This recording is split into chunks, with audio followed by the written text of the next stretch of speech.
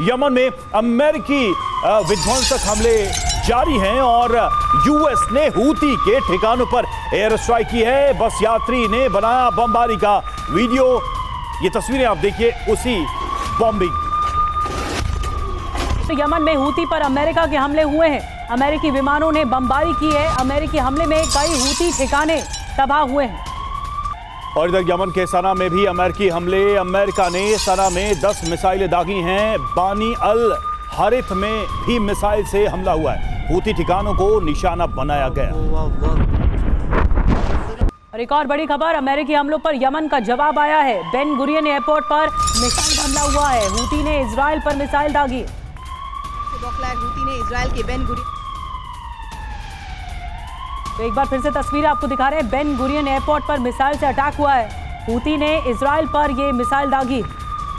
America को ईरानी धमकी का वीडियो। यूएस के ठिकाने हमारे टारगेट पर। ईरान ने कहा पीछे हटो या विनाश का सामना करो।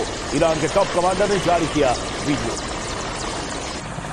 और एक और बड़ी खबर, अमेरिका और ईरान के बीच में तनाव बढ़ता हुआ लगातार नजर आ रहा है। एक के बाद एक कई ऐसे गतिविधि हो रही है जिसमें तनाव और ज्यादा एस्केलेट हुआ। ईरान ने जंग की तैयारी शुरू कर दी है। ईरान ने एटमी मिसाइल तैनात कर दी है। सैकड़ों मिसाइलों को रेडी मोड पर रखा गया है। तेहरान टाइम्स की रिपोर्ट में यह दावा किया गया है। तो अमेरिका वर्सेस ईरान बारूदी घमासान। जी हां, क्यों है और क्या है स्थिति, ये समझिए। ईरान का जवाब क्या आया। अमेरिका को बैलिस्टिक मिसाइल लॉन्चर पर लोड की और अंडरग्राउंड ठिकानों पर मिसाइल को रेडी मोड में रखा गया है। सेना को एक्शन के लिए तैयार रहने को कहा गया है। ईरान की तैयारी क्या है, तो मिडिल ईस्ट में 60,000 जवानों को अलर्ट पर किया गया है ईरान की तरफ से। वेनेजुएला के लिए ईरानी सेना की उड़ानों की खबर है। कार्गो जहाज में मिसाइलें भेजे जाने की भी खबर सामने आ रही है। तो इस तरह से ईरान ने न सिर्फ चेतावनी दी है बल्कि बड़ी तैयारी भी कर रखी है। हमारे साथ देखिए हमारे सहयोगी मनीष झा हमारे स्टूडियो में मौजूद हैं और साथ ही हमारे खास मेहमान major general Sanjay Mestan sir हैं और प्रोफेसर संजय भारद्वाज विदेश मामलों के जानकार हमारे साथ हैं और सुशील कुमार सिंघल पूर्व राजदूत हमारे साथ इस वक्त जुड़े हुए हैं। मेस्टन सर, सवाल सबसे पहले यही कि ईरान आखिर क्या प्लान कर रहा है, ये जानते हुए कि अमेरिका से सीधे टकराना मतलब कि अपने लिए एक बड़ी मुसीबत खड़ी करना। ने रवि बड़ा अच्छा हेडिंग दिया था, बारूद का युद्ध। अगर ये युद्ध होता है तो मेरे को लगता है सिर्फ ये बारूद ही बारूद चलेगा, इसमें ग्राउंड एक्शन तो हो ही नहीं सकता है। लेकिन ईरान क्या चाहता है और वो कैसे होगा, देखिए मेरे को लगता है कि ईरान का अभी जो स्टेटमेंट्स आ रहे हैं वो बेसिकली साइकोलॉजिकल या इंफॉर्मेशन वॉरफेयर है। उसके पास काबिलियत नहीं है अमेरिका से टक्कर लेने की। और अमेरिका ने भी अभी एज अ ट्रेलर वो यमन जो हूती रिबेल्स पे अटैक कर रहे हैं काफ़ी, वो भी एक अपनी क्षमता दिखा रहे हैं ईरान को। तो ये वॉर होगा या नहीं होगा, एक पॉइंट हो सकता है कि शायद अगर ईरान डटा रहे और वो दिखा रहा है अमेरिका को और पूरे विश्व को कि हमारे पास बड़े हथियार हैं, मिसाइल्स हैं। लेकिन याद रखिए जब ये इजराइल ने अटैक किया था ईरान के ऊपर, उसकी जो एयर डिफेंस सिस्टम्स है तकरीबन नकारा कर दी गई थी। तो कहने का मतलब है कि अगर मिसाइल वॉरफेयर होता है, रॉकेट वॉरफेयर होता है, एयर वॉरफेयर होता है, उसमें भारी नुकसान ईरान को होगा। और उनके पास अमेरिका के पास बड़े स्ट्रेटेजिक टारगेट्स हैं, ऑयल रिफाइनरीज हैं, उनके न्यूक्लियर इंस्टॉलेशंस हैं, अंडरग्राउंड बंकर्स हैं जहाँ पर ये नेटान्स टनल्स वगैरह हैं। तो मेरे को लगता है ईरान ये स्टेटमेंट जरूर देगा लेकिन ये लड़ाई चाहेगा नहीं वो हो जाए, क्योंकि उसका ओवरऑल मेरे को लगता है काफ़ी नुकसान ईरान को होगा। जी, बड़ी बात है कि ये टेंशन जो है वो एस्केलेट हुआ है ईरान और अमेरिका के बीच में और ईरान हिमाकत कर रहा है अमेरिका को चैलेंज करने की। अब एक और बड़ी खबर है मनीष, मैं आपके पास आ रही हूँ। उसके बाद गाजा पर इजराइल का भीषण हमला हुआ है। हमास के ठिकानों पर जबरदस्त बमबारी हुई है। आईडीएफ के हमलों से हमास का नेटवर्क तबाह हो गया। देखिए ये कितनी भीषण बमबारी है, भयंकर तस्वीरें सामने आई हैं। इतनी ज्यादा भीषण बमबारी कि पूरा इलाका धुएं से ही भर गया है। आईडीएफ के हमलों से जो हमास का नेटवर्क है उसे नेस्त नाबूद किया गया है। और गाजा में इजरायली हमले जारी हैं। हमास ठिकानों पर बारूदी प्रहार। आईडीएफ के हमले में हमास के ठिकाने तबाह हुए। तो लगातार देखिए गाजा में इजराइल की तरफ से बमबारी जारी है और यह स्थिति तब है जब लग रहा था कि अब शायद गाजा में इस तरह के हमले न किए जाएं और हमास लगभग ऐसा लग रहा था कि न्यूट्रलाइज होने की सिचुएशन में, लेकिन अब ये तस्वीरें बता रही हैं कि हमले रुकने वाले नहीं हैं और शायद आने वाले दिनों में ये आक्रमण और बढ़े। और इस बीच अमेरिकी राष्ट्रपति डोनाल्ड ट्रंप की तरफ से ईरान को बहुत बड़ी धमकी सामने आ चुकी है। जी हां, डोनाल्ड ट्रंप ने कह दिया है परमाणु समझौता नहीं किया तो बमबारी होगी, ऐसी बमबारी होगी जो पहले नहीं देखी होगी। डील नहीं होने पर गंभीर परिणाम होंगे, समझौता नहीं होने पर टैरिफ भी लगा दिए जाएंगे, मतलब सैंक्शंस लगा दिए जाएंगे। तो डोनाल्ड ट्रंप को आपने सुन लिया और ट्रंप का ईरान को सीधा सीधा संदेश है, अगर डील नहीं तो भीषण बमबारी। आइए कुछ बड़े सवाल आपको बताते हैं कि इससे क्या उठ रहे हैं। क्या अमेरिका ईरान के बीच बड़ी जंग छिड़ने वाली है? क्योंकि इशारा तो अमेरिकी राष्ट्रपति की तरफ से मिल ही रहा है। क्या अमेरिका ईरान में विनाशकारी बमबारी करेगा? ये है, और कुछ वजह भी हैं जो हम साथ साथ टीवी स्क्रीन पर आपको दिखा रहे हैं। ट्रंप ने ईरान में भीषण बमबारी की चेतावनी दे दी है। मनीष, मैं आपके पास आ रही हूँ। इस पूरे घटनाक्रम का लबोलुआब क्या है? क्या वाकई ये जो युद्ध की चिंगारी है वो भड़केगी या डायरेक्ट युद्ध होगा अमेरिका ईरान में, या फिर ये सिर्फ स्टेटमेंट्स दे के भड़काया जा रहा है कि ईरान सैबोटाज रहेगा या चुप रहेगा, वो ज्यादा हिमाकत नहीं करेगा? ये क्या मायने निकाले जाएं इसके? देखिए, अच्छा तो होता कि ट्रंप ईरान को ईद की बधाई देते, लेकिन बजाय सेवैयां भेजने के वो कह रहे हैं कि वो बम भेजेंगे, वो मिसाइल भेजेंगे। और सबसे बड़ी बात यह है कि उसके लिए उन्होंने तारीख भी मुकर्रर कर रखी है कि 1 मई के बाद से वो ईरान पर हमले करने जा रहे हैं। और ऐसा नहीं है कि वो केवल स्टेटमेंट दे रहे हैं, बल्कि अगर आप देखें तो केवल बीती रात में, यानी कि जब सऊदी अरब की तरफ से अनाउंस कर दिया गया कि ईद का चांद दिख रहा है, उसके बाद से यमन की राजधानी सना में 13 इंटेंसिव अटैक किए गए हैं। वहीं दूसरी तरफ अगर आप देखिए तो ईरान ने जब एक बार न्यूक्लियर डील को लेकर नेगोशिएशन का प्रस्ताव खारिज कर दिया है, तो उससे ट्रंप तिलमिला गए हैं और ट्रंप कह रहे हैं कि ऐसी बमबारी करेंगे कि ईरान ने जिसके बारे में सोचा नहीं है। अब सवाल यह है कि अगर वो बमबारी के लिए इस तरह की तैयारी कर रहे हैं, जो कि दोनों पक्ष कर रहे हैं, देखिए अब केवल ये स्टेटमेंट तक मामला नहीं है, अगला 1 महीना तैयारी का समय है। उस तैयारी में यूएस डिएगो गार्सिया से लेकर तमाम अमेरिकी बेस में अपने एयरक्राफ्ट कैरियर को, अपने मिसाइल को तैनात कर रहा है। और ईरान भी अपनी नई मिसाइल सिटी के जरिए ये बता रहा है कि उनके पास बैलिस्टिक मिसाइल है जिससे वो आसपास के यूएस के बेस को अटैक कर सकता है। तो ये युद्ध होने वाला है, बजाय इसके कि दुनिया में खुशी होती, अमन होती, शांति होती, लेकिन वो युद्ध की तरफ बढ़ रहे हैं और ट्रंप अपने कार्यकाल का पहला युद्ध ईरान के खिलाफ शुरू करने वाले हैं। बहुत बड़ी बात आपने कह दी कि ट्रंप अपने कार्यकाल का पहला युद्ध शुरू कर रहे हैं। रवि, बिल्कुल। और देखिए, यमन में अमेरिकी विमानों की बमबारी जारी है। इस बीच में यमन में लगातार ये हमले हो रहे हैं। अमेरिकी बमबारी से कई शहर दहल उठे हैं। सना, अमरान, सादा, अल ज़ौफ पर हमले किए गए हैं। हूती ठिकानों पर बारूदी प्रहार किया गया है अमेरिका की तरफ से। कहीं ना कहीं ये एक मैसेजिंग भी है ईरान की। लेकिन इस पूरे टेंशन के बीच ईरान तैयार नजर आ रहा है, ईरान रेडी मोड में नजर आ रहा है। ईरान की तैयारी देखने को मिल रही है। आपको बता दें कि सऊदी अरब, कतर, कुवैत से ईरान की अपील है। अपील क्या है? यूएस को अपने एयरपोर्ट इस्तेमाल न करने दें, ये अपील कर दी है ईरान ने। और देखिए, अमेरिका से तनाव के वक्त ईरान ने अपने अंडरग्राउंड बेस का वीडियो भी जारी किया है। ईरान का अंडरग्राउंड मिसाइल टनल नजर आया। इसमें पहली बार ईरान ने ये वीडियो जारी किया है। टनल के अंदर मिसाइलों का जखीरा नजर आया। टनल में एक से एक घातक मिसाइलें मौजूद है जिनको डिस्प्ले किया गया। तो ईरान ने पूरी की पूरी मिसाइल सिटी बना दी है हमला करने के लिए। कभी ऐसी नौबत आती है कि अचानक अमेरिका पर हमला बोलना पड़े, तो ये मिसाइल सिटी बनाई गई है। और देखिए, ईरान के इस टनल में मिसाइल, इंजन, मोबाइल लॉन्चर्स और एडवांस वेपन का बड़ा जखीरा है। मिसाइलों की बात करें तो पावे क्रूज मिसाइल है इसमें, जिसकी रेंज 1650 किलोमीटर है। कम ऊंचाई पर उड़ान भर सकता है। मार्ग बदलने की क्षमता है इसके अंदर। इसके अलावा गदर 380 क्रूज मिसाइल भी है जिसकी रेंज 1000 किलोमीटर से ज्यादा है। एंटी जैमिंग तकनीक से यह लैस है। 5 मिनट में ही दुश्मन के खात्मे को तैयार हो जाता है। और तीसरी घातक मिसाइल खैबर शैकन, जिसकी रेंज 1450 किलोमीटर है। पैट्रियट जैसी सिस्टम को चकमा दे सकता है, साथ ही सटीकता से हमले कर सकता है। मिसाइलों का ये जखीरा पूरी दुनिया को ईरान ने दिखाया। मैसेज शायद अमेरिका और इजरायल को देने की कोशिश। संजय भारद्वाज सर, ये ईरान की अपनी तैयारी की एक तस्वीर तो है, लेकिन क्या ईरान नहीं जानता है कि सिर्फ मिसाइलों के दम पर यह युद्ध नहीं जीता जा सकता? इस वक्त स्थिति ऐसी है ईरान की कि पीछे से समर्थन उतने नहीं है जितने सामने से दुश्मन ज्यादा है।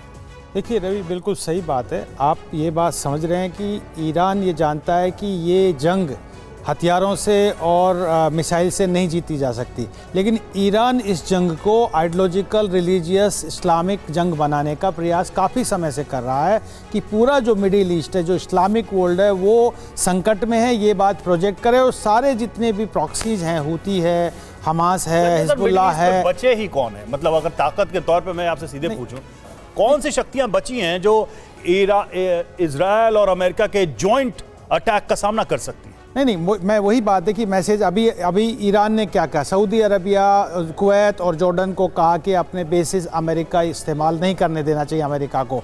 तो निश्चित रूप से वो इसको पोलराइज पूरे जो मिडिल ईस्ट है उसको एक तरफ रखना चाहता है। लेकिन ये बात अमेरिका इस नैरेटिव पे काम कर रहा है कि एक फियर फैक्टर क्रिएट किया है कि जो ईरान है वो एक न्यूक्लियर ताकत है, एक रॉग स्टेट है और वो पूरे मिडिल ईस्ट के लिए वो सबसे बड़ा खतरा है जब तक उसके न्यूक्लियर बेसिस को तबाह नहीं किया जाएगा। उसके लिए 2-3 तरीके की लड़ाई अमेरिका लड़ रहा है। पहली बात, इनडायरेक्टली पहले इजराइल को कहा कि उनके जो कोर जो बेसिस हैं, इंफ्रास्ट्रक्चर हैं, न्यूक्लियर बेसिस हैं, उनको तबाह किया जाए। और देखिए कि इजराइल ने काफ़ी समय से उस पर स्ट्राइक किया।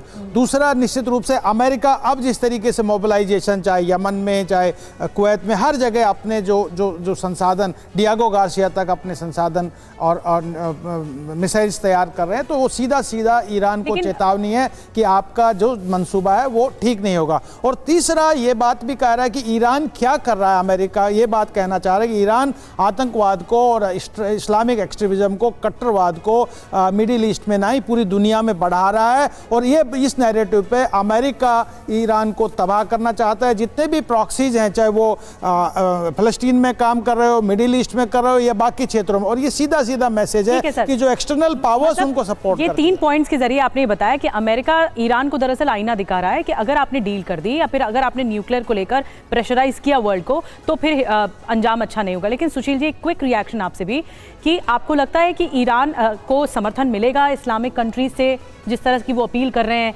क्या अपनी कंट्रीज या अपने जो मिडिल ईस्ट के मुल्क हैं वो अपना हित नहीं साधेंगे यहाँ पे? आप बिल्कुल सही कह रहे हैं निधि कि जो भी इस्लामिक कंट्रीज़ हैं, जो पहले एक तरीके से ग्रुपिंग थी, वो ग्रुपिंग उतनी स्ट्रांग नहीं रही है। और जो ईरान आवाज़ लगा रहा है इस्लाम के नाम पे कि हमारे साथ रहें और ये हम इस्लाम खतरे में हैं, वो जो उसकी जो वैल्यू है अब वो कम होती जा रही है। क्योंकि हर कंट्री का, जो भी मिडिल ईस्ट में जितने भी कंट्रीज़ हैं, सबका अपना अपना इंटरेस्ट है और हर कोई अपना अपना फ़ायदा उठाने की कोशिश कर रहा है। और जो कि हमें मालूम है कि ईरान, सऊदी अरबिया, कतार, इन सब के आपस में अलग अलग डिफरेंसेस भी हैं, क्योंकि वो हर कंट्री अपनी लीडरशिप लेने की कोशिश कर रहा है। तो मुझे जो लगता है कि ये जो समस्या पैदा हुई है ईरान के सामने, इसका जो दूसरे कंट्रीज़ हैं वो अपना हित साधने के लिए फ़ायदा उठाएंगे इंस्टेड कि वो ईरान की मदद में आएँ। तो उनको जो है ये देख रहे हैं कि वो अमेरिका से वो कितना फ़ायदा उठा पाएँ। और प्रेसिडेंट ट्रंप जैसा कि वो धमकी दे रहे हैं कि 1 महीने का समय दिया है उन्होंने। इसको ऐसे देख सकते हैं कि सारे मुस्लिम कंट्रीज को जोड़ने का एक ही रीज़न था, गाजा, जो कि अब शायद अपने खात्मे अंतिम पड़ाव पे है। तो अब कोई बाइंडिंग फैक्टर बचा है क्या, तब जबकि शिया सुन्नी में पहले से ही डिवाइडेड नेशंस हैं? आप बिल्कुल सही कह रहे हैं कि जो पहले जो एक बाइंडिंग फैक्टर था कि इस्लाम और पैलेस्टाइन और हमास, वो जो है ख़त्म होता जा रहा है उनको, कि उनको सबको दिख गया है कि इसे वर्चुअली डेड हॉर्स, इसको आगे से हम इसको नहीं कर सकते। तो वो हर देश अपनी फ़ायदे की कोशिश उठाने की कोशिश कर रहा है। बिल्कुल, अब देखना होगा कि कौन किधर जाता है, क्योंकि अगर जंग हुई तो निश्चित तौर पर आह्वान दोनों तरफ से होगा। और देखिए, ईरान ने ट्रंप के प्रस्ताव को खारिज कर दिया है। ये देखिए ईरान की तरफ से क्या अपडेट आया, अमेरिका से बातचीत नहीं करेगा ईरान। ईरान के राष्ट्रपति पेज़ेश्कियान ने ये कहा है, अमेरिका के वादा तोड़ने से परेशानी है। संकेत साफ है, ईरान अमेरिका के बताए रास्ते पर नहीं चलना चाहता। तो अमेरिका से वार्ता नहीं, विध्वंस है। ये बड़ी खबर क्या है आपको बताते हैं। अमेरिका से बातचीत नहीं करना चाहता ईरान, सीधा विध्वंस करना चाहता है। ईरान परमाणु समझौते के लिए भी तैयार नहीं है। ईरानी राष्ट्रपति ने कहा है कि हमने यूएस के वार्ता प्रस्ताव को खारिज कर दिया है। सबसे ज्यादा तनाव तो यहीं से पनपा। ट्रंप से किसी तरह की सीधी बातचीत नहीं होगी, ये भी ईरान ने कह दिया है। शर्तें मंजूर नहीं होंगी, यूएस के दबाव में कोई फैसला नहीं होगा। अमेरिका की नीतियां हमेशा एक तरफा रही हैं। अब देखिए मायने क्या है। मायने ये है कि ईरान अमेरिका की धमकियों से डरने वाला नहीं है, वो फियरलेस है। हमले की स्थिति में बराबरी का जवाब देने की तैयारी भी ईरान कर रहा है। आपने देखा पूरी की पूरी मिसाइल सिटी बना दी है, तो इसका मतलब ये है कि अमेरिका को जवाब देने के लिए ईरान ने तैयारी कर ली है और ईरान डरने वाला नहीं है। लेकिन इसके दूरगामी परिणाम क्या होंगे या मायने क्या निकाले जाएंगे, इसके लिए मनीष झा के पास मैं चलूंगी। मनीष, आप क्या समझते हैं? ईरान ने सिलसिलेवार तरीके से मना कर दिया, नकार दिया इस बात को कि हम बातचीत नहीं करेंगे। अमेरिका सिर्फ अपने हित साधता है, बाकी सबको भूल जाता है। क्या करेगा अब ईरान? देखिए, ईरान को यह पता है कि अगर उसने परमाणु हथियार बना लिया तो उसके बाद उसके पास वो रक्षा कवच हो जाएगा जिसकी वजह से उसे कोई उस पर हमला नहीं करेगा या कोई उसका नाश करने के लिए नहीं सोचेगा। आप सोचिए, इराक के साथ क्या हुआ, लीबिया के साथ क्या हुआ, अफगानिस्तान के साथ क्या हुआ, सीरिया के साथ क्या हुआ। इन चारों मुल्कों में एक बात समानता थी कि इनमें से किसी के पास परमाणु हथियार नहीं था। यही वजह है कि ईरान परमाणु हथियार बनाना चाहता है ताकि अमेरिका या इजराइल उस पर हमला करने का दुस्साहस न कर सके। दूसरी बात देखिए, बाकी मुस्लिम देशों की तुलना में ईरान के पास हथियार है, सेना है, ज़्यादा ऑर्गेनाइज ताकत है। इसीलिए इराक या सीरिया के मामले में ईरान अब अमेरिका से या इजराइल से लड़ने के लिए ज़्यादा समय तक कह सकते हैं कि वो टक्कर दे सकता है। तीसरी बात देखिए, रणनीतिक तौर पर ईरान और रूस के बीच में सुरक्षा संधि हुई है। अगर ईरान पर हमला होता है तो फिर रूस का रोल क्या होगा, और अगर रूस साथ में आता है तो फिर ऐसी स्थिति में रूस और अमेरिका की दोस्ती खत्म हो जाएगी। कुल मिलाकर ईरान पर हमला करना आसान नहीं होगा। ये सोचते हुए ईरान अपनी तैयारी कर रहा है, क्योंकि ईरान को यह लगता है कि ट्रंप के लिए इतना आसान नहीं होगा। लेकिन फिर बात वही है, अमेरिका और इजराइल को भी यह लगता है कि यही सबसे सही समय है मनीष, जब ईरान कमजोर है। एक सवाल हमेशा से उठता रहा कि ईरान ही वो डील का सबसे इंपॉर्टेंट हिस्सा है जो रूस अमेरिका के बीच हो सकता है यूक्रेन के मैटर में। क्या इसकी कहीं कोई गुंजाइश नहीं दिख रही है? भाई, ईरान के मैटर में अगर रूस पैर पीछे खींचता है तो यूक्रेन के बैटल ग्राउंड में अमेरिका का उसका साथ बना रहेगा। क्या ये एक पॉसिबल डील नहीं दिखाई देती आपको? देखिए, वैसे सीरिया की घटना के बाद ये सवाल उठना वाजिब है, क्योंकि लगता है कि कहीं सीरिया की तरह रूस ईरान का भी मौके पर साथ ना छोड़ दे। लेकिन फिर वही बात है कि रूस में बहुत सारे लोगों का ये मानना है कि तब रूस और अमेरिका में फर्क क्या रह जाएगा। जिस तरीके से अमेरिका ने यूक्रेन का साथ छोड़ दिया, जिस तरह से अमेरिका ने अफगानिस्तान में साथ छोड़ दिया, या जिस तरह से अमेरिका अपने बाकी सहयोगी देशों का साथ छोड़ता है, अगर रूस भी इसी पॉलिसी पर रहेगा तो आने वाले दिनों में फिर रूस के मित्र देश भी रूस पर भरोसा नहीं कर पाएंगे। इसलिए रूस के लिए ये इतना आसान नहीं होगा। वहीं दूसरी तरफ बात है कि यूक्रेन युद्ध में रूस की पोजीशन मजबूत है, तो वहां पर उससे जीत हासिल करने के लिए ईरान के नाम का सौदा करने की जरूरत नहीं है। और तीसरी सबसे अहम बात है कि ट्रंप पहले तो खुद ही कहते थे कि उन्होंने कोई युद्ध नहीं छेड़ा। अब वो युद्ध छेड़ने जाएंगे या नहीं जाएंगे, क्योंकि हमें नहीं भूलना चाहिए, यही अमेरिका जो इराक में कहता था कि वेपन ऑफ मास डिस्ट्रक्शन है, नहीं मिला। यही अमेरिका है जो कहता था कि अफगानिस्तान में बिन लादेन और तमाम चीजें हैं, लेकिन बिन लादेन पाकिस्तान में मिला, अफगानिस्तान में नहीं मिला। या फिर सीरिया से लेकर तमाम मुल्कों में अमेरिका की जीत नहीं हासिल हुई है। तो ईरान इन सब बातों को लेकर बहुत आश्वस्त है। बड़ी बात है मनीष कि जिसकी नियत या नीति ही सुलगाने वाली रही हो, क्या वो सुना जाएगा उसकी ओर से, ये देखिए बड़ा सवाल है। लेकिन ईरान देखिए बड़े बड़े दावे कर रहा है। दावे क्या है कि जंगी तैयारी हो रही है, ईरान के पास बड़ा दावा है। ईरान की अमेरिका को जवाब देने की तैयारी है। यूएस ब्रिटिश नौसैनिक अड्डे निशाने पर हैं। ईरान किसी की नहीं सुनेगा। ब्रिटिश अखबार द टेलीग्राफ का दावा है कि ईरान बहुत बड़ी तैयारी कर रहा है अमेरिका को जवाब देने के लिए। तो ईरान ने अपने लिए लक्ष्य तो फिक्स कर लिए हैं। बड़ी बातें क्या है उस पर गौर करते हैं। देखिए, यूएस के हथियारों को तबाह कर सकता है ईरान। सबसे पहले तो ये सब टारगेट पे होगा। ईरान के संभावित हमले कहां हो सकते हैं? डिएगो गार्सिया द्वीप पर यूएस ब्रिटिश ठिकाने हैं, वहां पर हमला किया जा सकता है। यहां दोनों देशों के संयुक्त नौसैनिक अड्डे मौजूद हैं, ये टेलीग्राफ के सोर्सेज बता रहे हैं। टारगेट पर क्यों है? तो एयरबेस पर यूएस के रणनीतिक हथियार तैनात है, इसलिए ये निशाने पर हो सकते हैं। Stealth bomber C-17 globe master की भी यहां तैनाती है, यानी कि बड़े विमान और फाइटर जेट्स यहां पर मौजूद है। समंदर में निगरानी विमान P-8 पोडाइसन की तैनाती यहां पर है, और इसलिए ये एक स्वाभाविक टारगेट नजर आ रहा है ईरान के लिए। मिस्टर सर, जो टारगेट हम बता रहे हैं, ईरान जिस तरह की तैयारी कर रहा है, अगर ये डायरेक्ट हमले होते हैं तो ये तो बिल्कुल वही हो जाएगा जो ट्रंप चाहते हैं। ईरान कुछ ऐसा प्रोवोकेशन करे जिससे वो फाइनल बॉम्बिंग शुरू कर दें, ईरान को तबाह करने के जो दावे कर रहे हैं उसको अमली जामा में पहुंचाए, क्योंकि अभी तक सारे हमले जो भी हो रहे हैं वो इनडायरेक्टली हो रहे हैं, या तो हूती के ऊपर हो रहे हैं या इजराइल के थ्रू हो रहे हैं। बिल्कुल। देखिए, मेरे को लगता है जिस प्रकार अभी स्थिति चल रही है, पहली बात अगर कंपैरिजन किया जाए, देखिए दोनों फोर्सेस सबसे पहले कंपैरिजन करेंगे कि कितनी शक्ति है, पावर है। आज की तारीख में एयरफोर्स के अगर लिहाज से देखा जाए तो उस पर पूरी सुपीरियरिटी, एयर सुपीरियरिटी किसके पास है? अमेरिका के पास। ईरान के पास जो काउंटर एडी मेजर्स हैं, मैंने आपको पहले भी बताया, वो तकरीबन डिस्ट्रॉय हो चुके हैं और एयरफोर्स उसकी तकरीबन नेग्लिजिबल है।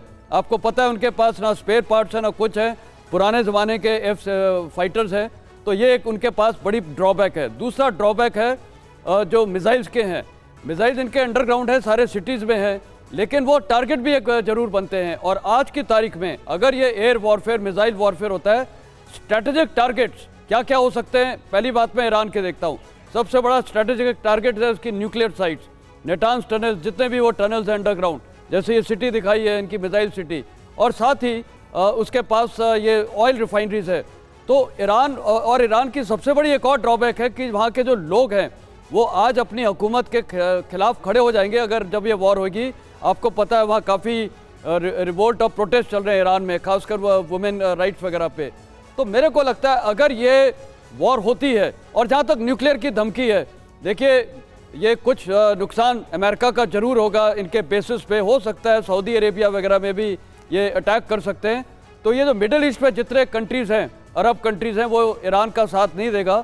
आज की तारीख में ईरान तकरीबन आइसोलेटेड हो चुका है। और जहाँ तक ये रशिया यूक्रेन वाला सवाल चल रहा है और रशिया और ईरान की प्रॉक्सिमिटी है, देखिए आज रूस भी चाहता है ये लड़ाई यूक्रेन के साथ ख़त्म हो, इसीलिए वो प्रेसिडेंट ट्रंप के साथ उन्होंने बातचीत भी की। आपको पता है तकरीबन 2 घंटे प्लस। वो बातचीत में साफ जाहिर है कि तीनों साइड चाहती हैं पीस हो, और आज ट्रंप को पता है, पुतिन को पता है कि ये पीस सिर्फ प्रेसिडेंट ट्रंप ही ला सकते हैं। वो लड़ाई खात्मा करना चाहते हैं और अमेरिका ये रशिया कोई दूसरी लड़ाई में अभी नहीं पड़ना चाहेगा। तो मेरे को लग रहा है ईरान अभी थोड़ा आइसोलेटेड होता जा रहा है। और एक और आप ट्रेलर देखिए, आज गाजा में क्या हो रहा है, गाजा के लोग खिलाफ में खड़े हो गए हैं ये हमास के। तो सिचुएशन बड़ी चेंज हो रही है। तो मेरे को लगता है ये इजराइल जो ईरान ये सब बता रहा है, बड़े स्टेटमेंट दे रहा है, लेकिन अगर ये कल लड़ाई हो जाती है किसी भी कारणवश, तो नुकसान मेरे को लगता है ईरान का काफी होगा। बहुत बड़ी बात सर आपने कही कि नुकसान ईरान का होगा, लेकिन ईरान कम नहीं है अपनी तैयारियों को धार देने के लिए। जिस तरह की तस्वीरें हैं वो साफ बता रही है। एक और बड़ी खबर मैं आऊंगी सर आपके पास। ट्रंप की धमकी से भड़का ईरान। जी हाँ, ईरानी सेना IRGC की धमकी अब सामने आई है ट्रंप की, क्योंकि पहले धमकी आई और उसी का जवाब है ये। अमेरिकी धमकियों से नहीं डरता ईरान। ईरानी कमांडर ने अलीरेजा तांगसीरी ने कहा कि धमकियों की हमें परवाह नहीं है, हमारे पास दुश्मन के सभी ठिकाने हमले की क्षमता है, यानी दुश्मन का जितना भी ठिकाना है हम उस पर हमला करने में सक्षम हैं। तो देखिए, ईरान की धमकी के बीच अमेरिका ने बड़ी तैयारी शुरू कर दी है। ट्रंप के आदेश के बाद हिंद महासागर में बॉम्बर की तैनाती हो चुकी है। दावा तो यह भी किया जा रहा है कि ट्रंप ने ईरान पर हमले की तारीख भी तय कर दी है। जी हाँ, ईरान पर हमले की तारीख तय हो गई है। क्या तारीख है? अमेरिका से खुलासा ये हुआ है कि ईरान के खिलाफ यूएस की बड़ी तैयारी है। डियागो गार्सिया एयरबेस पर तैनाती बढ़ा दी गई है। यूएस की ओर से एयरबेस के लिए नोटैम जारी किया गया है। तैयारी क्या है देखिए, 7 B-2 स्टेल्थ बॉम्बर्स तैनात कर दिए गए हैं। 9 KC-135 refuelling aircraft ready mode पे हैं। एयरबेस के 2 रैम स्लॉट को बंद कर दिया गया है। B-1 और B-2 रैम स्लॉट को बंद कर दिया गया है। संभावित हमला कब? देखिए, 1 मई को ईरान पर बड़े अटैक संभव हैं, यानी 1 महीने बाद करीब। और ट्रंप ने 1 मई तक अल्टीमेटम दिया था। तो मनीष, मैं सर आऊंगी आपके पास। मनीष, पहले जल्दी से आपसे क्विक रिएक्शन। ये तो अब तारीख भी बता दी गई अमेरिका की ओर से, क्या ऐसा लगता है कि 1 महीने का काउंटडाउन शुरू हो चुका है? देखिए, कम से कम ये बहुत सीरियस तारीख है और 1 मई का अल्टीमेटम न केवल ट्रंप ने दिया है, बल्कि उसी हिसाब से पेंटागन अपनी तैयारी कर रहा है। हमने अभी एक नोटाम का जिक्र किया कि डिएगो गार्सिया में जब 7 न्यूक्लियर बॉम्बर को तैनात किया जा रहा था, या फिर दूसरे और तमाम स्ट्रेटेजिक फाइटर प्लेन्स को वहां तैनात किए जा रहे थे, इन सब में 1 मई की तारीख तय की जा रही है। इसका मतलब यह है कि ठीक 1 महीने के बाद एक नया युद्ध शुरू होने वाला है, और उसी के परिप्रेक्ष्य में दोनों ही तरफ से तैयारियां जोड़ों पर है। और अगर ऐसा होता है तो फिर भीषण तबाही होगी। क्यों? वो इसलिए क्योंकि पहली बार होगा कि दोनों पक्षों के पास बैलिस्टिक मिसाइल होंगे। तो तब तक ईरान को टाइम नहीं मिल जाएगा तैयारी करने के लिए, जवाब देने के लिए? ईरान तैयारी कर रहा है, देखिए लगातार हम विजुअल दिखा रहे हैं, ईरान तैयारी कर रहा है। ईरान जमीन के अंदर मिसाइल सिटी में मिसाइलों को दिखा रहा है, वहीं समंदर में भी अगर आप देखें तो लगातार वो दिखा रहा है कि वो भी कम नहीं है। और वैसी स्थिति में ऐसा नहीं है कि बहुत आसान होगा अमेरिका के लिए जाकर वहां पर बमबारी कर देना, जैसा वो अफगानिस्तान या सीरिया में करते हैं। बड़ी बात। बिल्कुल, और ये सारी तैयारी अपने आप में बता रही है कि आने वाले दिनों में ये तनाव बढ़ सकता है। संजय भारद्वाज सर, ये एक चीज मैं देख रहा हूं और आप उसको बेहतर बता पाएंगे कि वॉर को लेकर सारे प्रेडिक्शंस गलत साबित हुए। मतलब ये था कि यूक्रेन जल्दी फॉल करेगा, नहीं हुआ। गाजा में युद्ध जल्दी समाप्त होगा, वो भी नहीं हुआ। ये लगा कि सीरिया इतनी जल्दी नहीं गिरेगा, सीरिया बहुत जल्दी कोलैप्स कर गया। फर्ज कीजिए कि अमेरिका और ईरान में सीधी लड़ाई होती है, कितना टाइम लगेगा तेहरान को झुकने में, या फिर ये लड़ाई लंबी खिंच सकती है? आपको क्या लगता है? देखिए, अमेरिका के लिए सबसे टफ टास्क होगा। क्यों सबसे टास्क होगा कि पहली बात कि ईरान के साथ पूरा शिया वर्ल्ड है, ईरान के पास में सारे प्रॉक्सीज हैं, हूती, हिजबुल्ला, पूरा अपने आप को मजबूत। तीसरी बात कि अफ़गानिस्तान से भी अमेरिका से अफ़गानिस्तान के लोग बहुत प्रसन्न नहीं हैं। हज़ारा कम्युनिटी निश्चित रूप से इनके साथ, तहरीक तालिबान पाकिस्तान में बैठा है, वो भी अमेरिका के खिलाफ। तो ईरान के पास में एक तो बहुत स्ट्रॉन्ग एक सपोर्ट है, आइडियोलॉजिकल सपोर्ट है और मैन पावर का सपोर्ट। अब कितना मिसाइल अटैक कर पाएगा, कितना डिफेंस क्रिएट कर, जब अमेरिका अफ़गानिस्तान को नहीं जीत पाया, खाली करके भागना पड़ा, तो मुझे नहीं लगता कि ये जो ईरान है बहुत दूर की बात है। निश्चित रूप से इनका जो न्यूक्लियर स्ट्रेटजी है जो ईरान का, वो उसको डिले करेंगे, उसको एक सेटबैक होगा अगर अमेरिका सीधा ईरान के साथ इन्वॉल्व होता है। और मुझे लगता है कि यही एक अमेरिका भी इसी के आधार पे युद्ध लड़ना चाहता है, और जो अरबियन वर्ल्ड है इसी आधार पे अमेरिका का साथ देंगे, जिसमें सऊदी अरबिया और जो जितने भी बेसिस मिलेंगे कि न्यूक्लियर थ्रेट ईरान ना बने। बिल्कुल, एक आखिरी पड़ाव पर हैं हम इस शो के। सुशील सर, एक क्विक रिएक्शन आपसे, क्योंकि देखिए धमकियों का जो खेल होता है वो थोड़ा डिफरेंट होता है असल खेल से, यानी जो ग्राउंड जीरो पे लड़ाई जाती है वो कूटनीतिक स्तर पर एक अलग होती है। क्या आपको लग रहा है, क्या वाकई डायरेक्ट हो जाएगा सब कुछ ईरान और अमेरिका के बीच में? देखिए, इसके लिए कहना, क्योंकि प्रेसिडेंट ट्रंप ने जो अभी पिछले 2-3 महीने में जो इनकी रही है एक्टिविटी, उनका इन्होंने धमकियों से काम किया है। अभी तक उन्होंने सीरिया पे हमला किया है, वो बॉम्बिंग कर दी, उन पे हूती पर हमला कर दिया, बॉम्बिंग कर दी, बट सीरियस जो इन्वॉल्वमेंट है वो नहीं हुआ है उनका। तो उनका जो प्रेसिडेंट ट्रंप का, लेकिन आई थिंक उनकी अपनी दिमाग में एक रेड लाइन है कि ईरान के पास न्यूक्लियर बॉम्ब नहीं होने देंगे। तो उसके लिए आई थिंक ही विल, ये इनकी जो वो है युद्ध के विरोधी, वो इसमें मेरे ख्याल से इसमें बहुत कमज़ोर होगा उनका दिमाग इस बात पर, और वो हो सकता है वो एक्शन ले लें अगर ईरान उनकी बात को नहीं माने। और जहाँ तक ईरान को कब्जा करने की बात है, आई डोंट थिंक उनके दिमाग में इस तरह की बात है, केवल उनकी न्यूक्लियर कैपेसिटी को वो ख़त्म करना चाहते हैं। और अभी हम कोई इजराइल क्या कर रहा है इसके बारे में, उसके बारे में हमने नहीं बात किया है, लेकिन तेज़ी से समीकरण बदल रहे हैं और ये इन समीकरणों की वजह से ये इस बात की अनुभूति हो रही है, एक डर पैदा हो रहा है कि कहीं अमेरिका और ईरान में सीधी लड़ाई न छिड़ जाए, क्योंकि धमकियां लगातार सामने। बहुत बहुत धन्यवाद मेसन सर आपका, भारद्वाज सर आपका, सुशील सर आपका और मनीष आपका भी।